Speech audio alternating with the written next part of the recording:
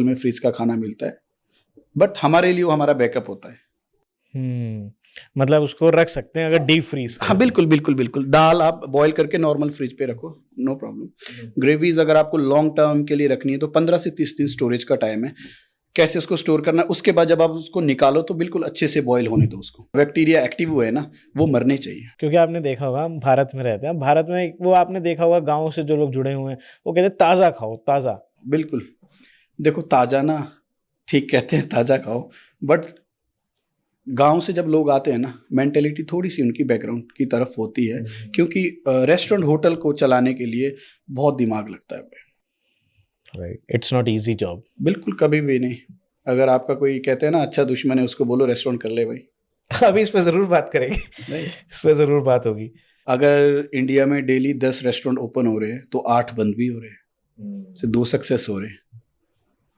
जो आपने टॉपिक छेड़ा, बताओ इसका क्या रीजन क्या है? इसका रीजन मेन देखिए, आज की डेट में ना फूड कंपटीशन कह सकते हो इसको आप, कंपटीटर आपके ना खड़े हैं। हर एक दुकान छोड़ के रेस्टोरेंट बना रहे लोग, है ना। सही बात है यार प्रतीक ने ना रेस्टोरेंट कर लिया भाई, क्या रश पड़ा है। अब देखो रश कब देखते हैं वो, स्टार्टिंग के 2-3 मंथ। नई नवेली दुल्हन जब घर आती है ना तो आस पड़ोस के सारे लोग देखने आते हैं यार, राइट। कि यार फलाने की शादी, चलो दुल्हन देखते हैं ना। वैसे ही रेस्टोरेंट जब नया ओपन होता है तो नई नवेली दुल्हन होती है हमारे लिए, तो सारे देखने आते हैं। लेकिन बैक एंड पे क्या हो रहा है, उस मालिक के सिर पे क्या प्रेशर है, वो बंदा कैसे झेल रहा है, टीम्स बहुत परेशान करती है। आपने जैसे भी बताया कि 10 खुलते हैं तो 8 लोग सफर करते हैं, इसका मेन रीजन क्या है? मेन रीजन देखिए, जब आप एक रेस्टोरेंट प्लान करो राइट, तो सबसे पहले शॉर्ट मेन्यू, पिकअप टाइम कम, सर्विस बेस्ट। आज की डेट में जो सबसे बड़ी चीज हो गई है, एक्टिव रहो सोशल मीडिया पे। राइट, तो वो मेन रीजन हो गया है। ठीक है, शॉर्ट मेन्यू, लिमिटेड मेन्यू रखो, जो आप अच्छे से सर्व करो कम टाइम पे और जल्दी सर्व कर सको। अभी के रेस्टोरेंट कहाँ मार खाते हैं, 12 पेज का मेन्यू बना दिया, और 12 पेज का मेन्यू 10 मिनट आदमी के भी वेस्ट हो गए पढ़ते पढ़ते। राइट, अंदर जितना बड़ा मेन्यू उतनी बड़ी टीम, उतना टाइम कंजप्शन। ठीक है, उतना ही अंदर किचन में कुकिंग टाइम लगेगा। तो कम मेन्यू रखो, और कम मेन्यू पे आप समय ज़्यादा ना लगाओ। वो मेन्यू रखो जिसको आप प्रिपेयर जल्दी कर सको, क्योंकि वेटिंग आज की डेट में कोई भी नहीं करता। कोई नहीं कर सकता। मैं कहीं बैठने जाऊंगा, मैं 5 मिनट में सिर पे बैठ जाऊंगा, मेरा खाना क्यों नहीं आया, मेरा खाना क्यों नहीं आया। आप ऐसी चीज रखो एक रेस्टोरेंट में जो आप 7 से 10 मिनट के बीच में सर्व कर सकते हो।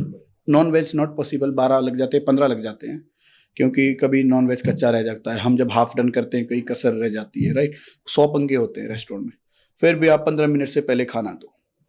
मतलब आपका ये कहने का मतलब है अगर कोई रेस्टोरेंट ओपन करे तो एसओपीज कम रखे। एसओपीज कम।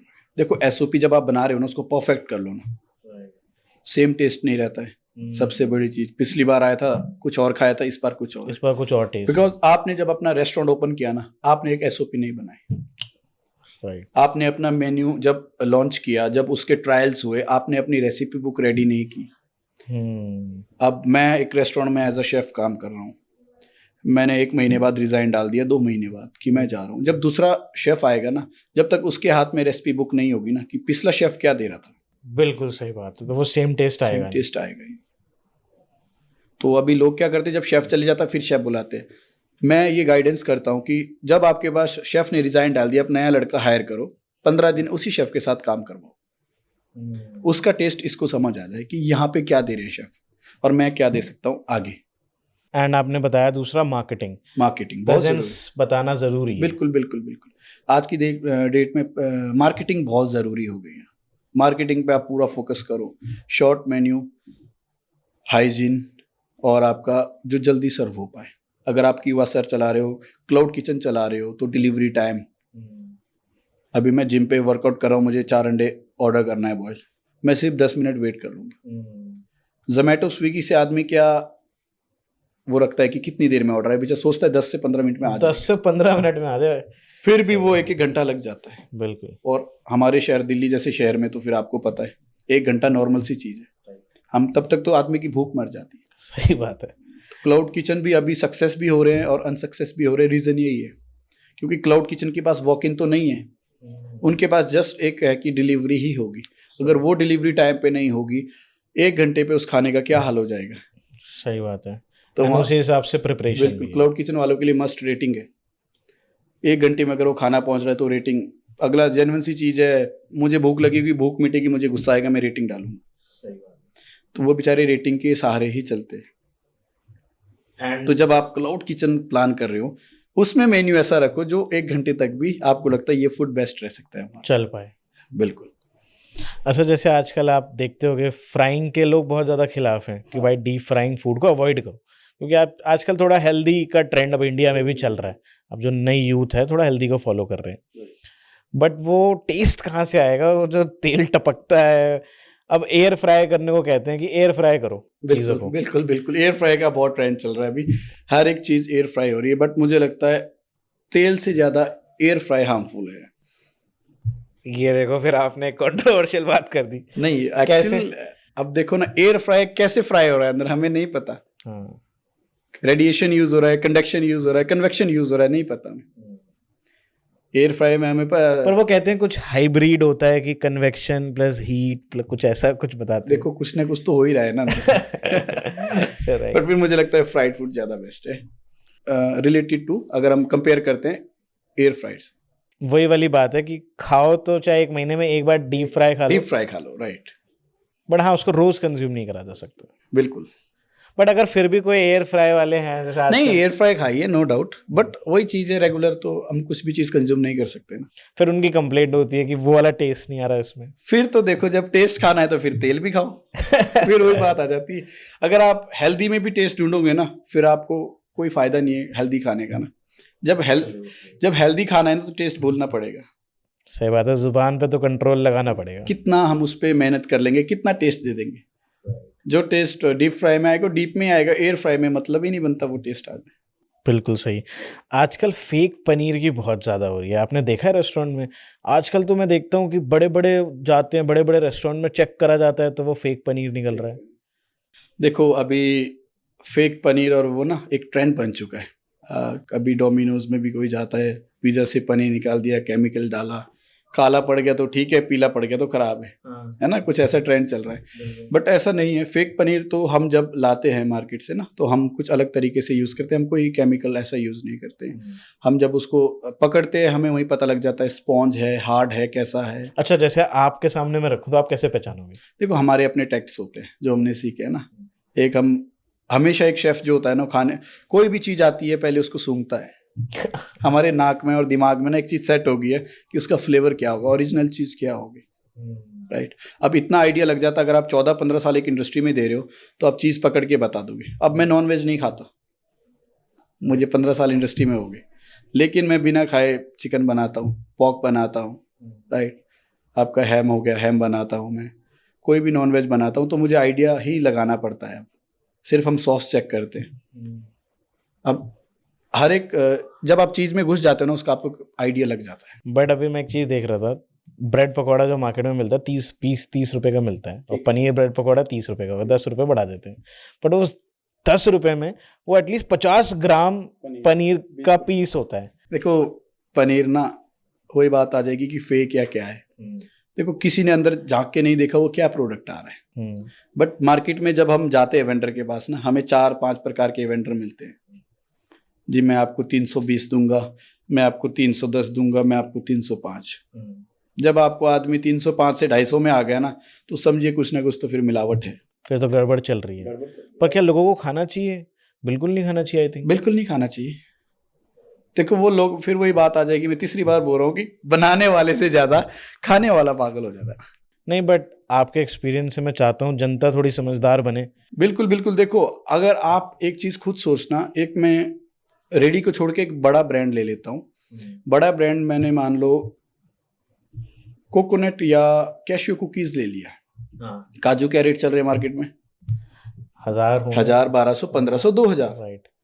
क्या उस काजू से बने हुए बिस्कुट हमें 10 रुपए का पैकेट मिल रहा है, वो भी 12 पीस, तो वो क्या प्योर काजू दे रहे? नहीं, बिल्कुल नहीं।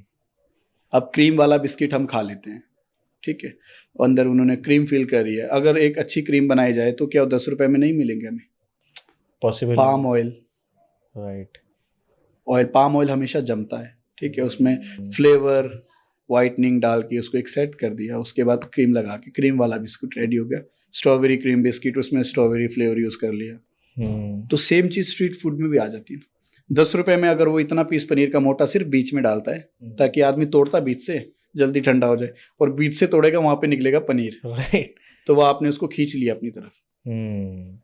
पनीर को लेके ना लोगों को इतना क्रेज है यार, पनीर मिल रहा है 10 नहीं, उनको ऐसा लगता है मैं कुछ हेल्दी खा रहा हूँ। हेल्दी खा रहा हूँ। लेकिन आपको ये सोचना पड़ेगा, है ना, पब्लिक जब खाती है तो आपको खुद ही सोचना पड़ेगा कि 10 रुपए में पनीर कैसे मिल सकता है। अभी 20 हो गया होगा आई थिंक रेट, राइट, 15 या 20 हो गया होगा।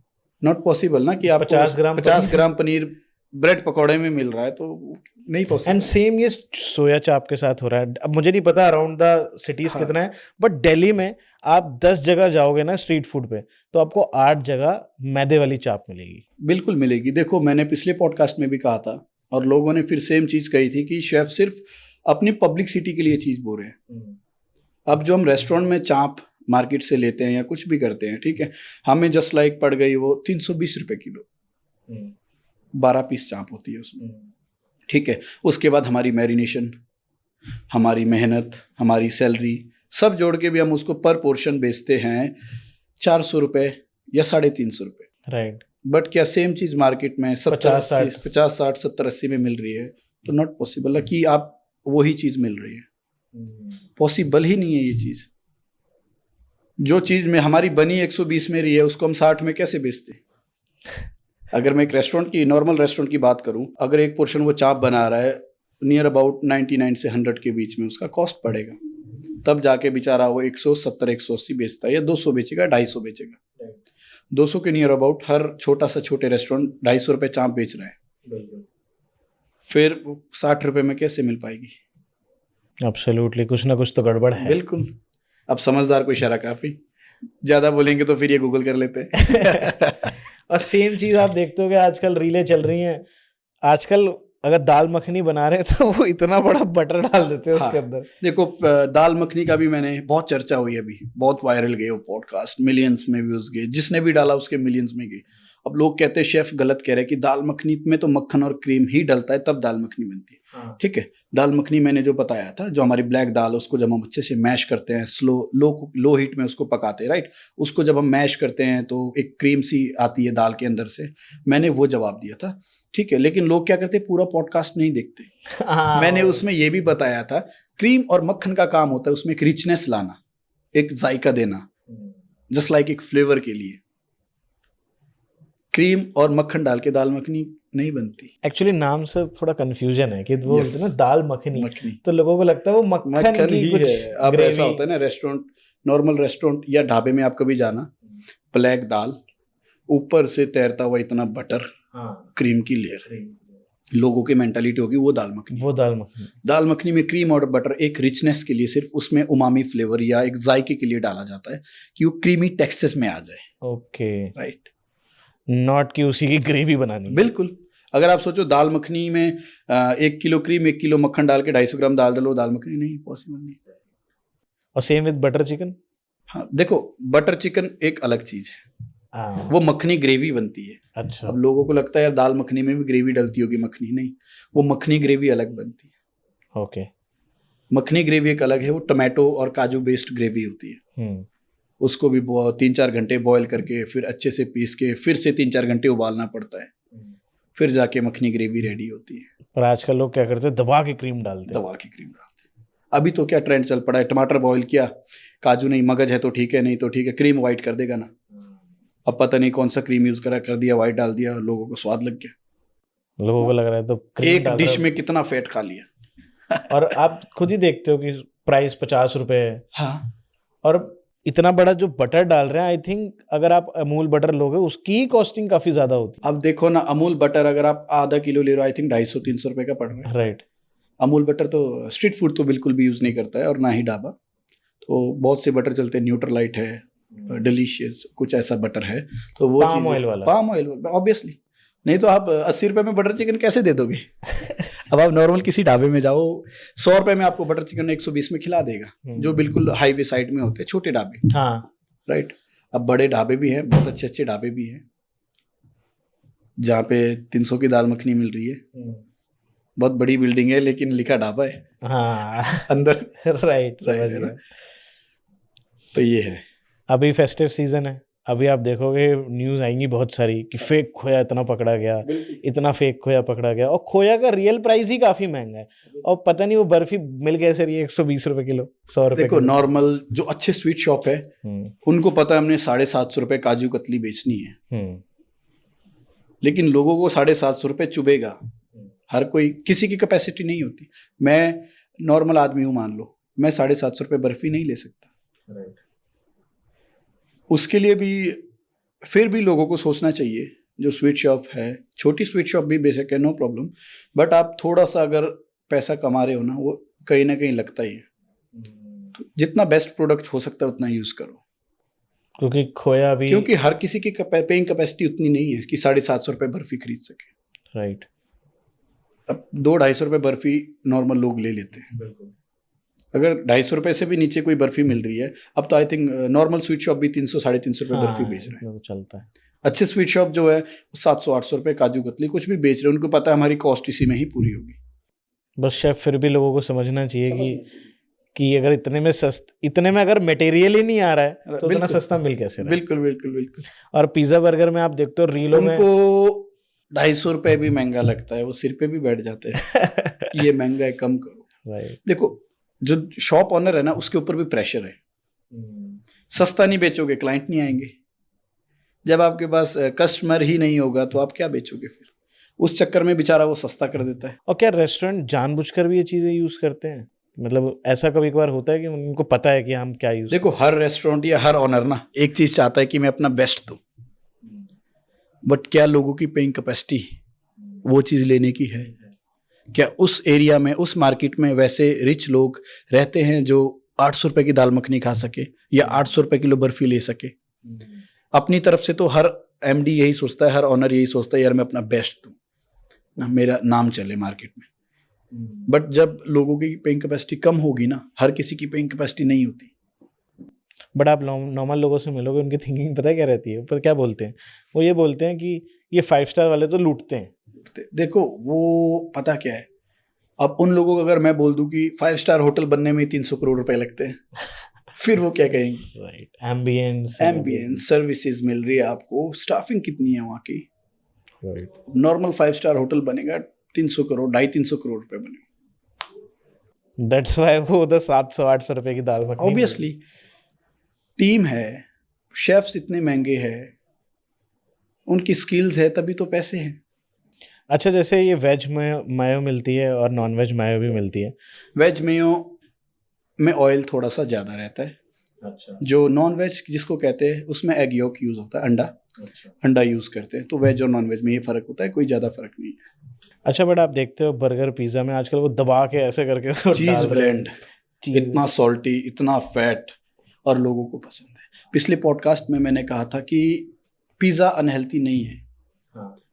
अब लोगों के कमेंट्स थे उसमें कि पिज़्ज़ा बिल्कुल अनहेल्थी है, क्यों है? तो मैंने उसको बड़े प्यार से सारे आंसर दिए। सभी के कमेंट्स के मैं आंसर देता हूँ मैक्सिमम जितने हो पाते जब मेरे पास टाइम होता है।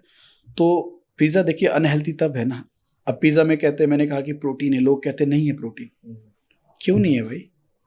वेजिटेबल अच्छी डालो, प्रोटीन है। चिकन डालो, मीट डालो, प्रोटीन है ना। कार्ब्स है, फाइबर है, सब कुछ मिलता है। बट अगर आप एक दिन में 3 पिज़्ज़ा खाओगे ना तो ऑब्वियसली अनहेल्थी है वो। बहुत ज़्यादा अनहेल्दी है। बट ये लोकल शॉप्स कौन से प्रोडक्ट्स यूज़ करते हैं कि ये इतना ज़्यादा चीज़ इतने सस्ते रेट पे दे पाते हैं, 40-50? हाँ देखो, अब चीज़ ब्लेंड भी यूज़ कर रहे हैं लोग, है ना, लिक्विड चीज़ कहते हैं उसको। वो बस सॉल्टी होती है और एक चीज़ ही फ्लेवर देता है, राइट? बट वो बहुत फैट है। वो क्या ऑयल से बनाया हुआ oil product? That is not dairy से बना हुआ? नथिंग, बिल्कुल ऑयल ही है ना। तो सिर्फ एज फ्लेवर उसमें डाला है कि जब आप उसको खाओ तो फ्लेवर आ जाए। और सेम आइसक्रीम में, सेम आइसक्रीम देखो, आइसक्रीम जब आप लेते हो ना मार्केट से, हाँ, आप कभी भी आइसक्रीम का डब्बा उठाना, आई थिंक 2 या 3 ब्रांड है, चलो नाम तो क्या लूं मैं, उनके पीछे ही आइसक्रीम लिखा होगा। नहीं तो आप फ्रोजन डेजर्ट ले रहे हो। फ्रोजन डेजर्ट बता दो एक बार क्या होता है लोगों को। देखो फ्रोजन डेजर्ट, अब मैं क्या बताऊं, है ना, बेसिक सा एक फ्लेवर प्लस पाम ऑयल आप कह सकते हो। 3 से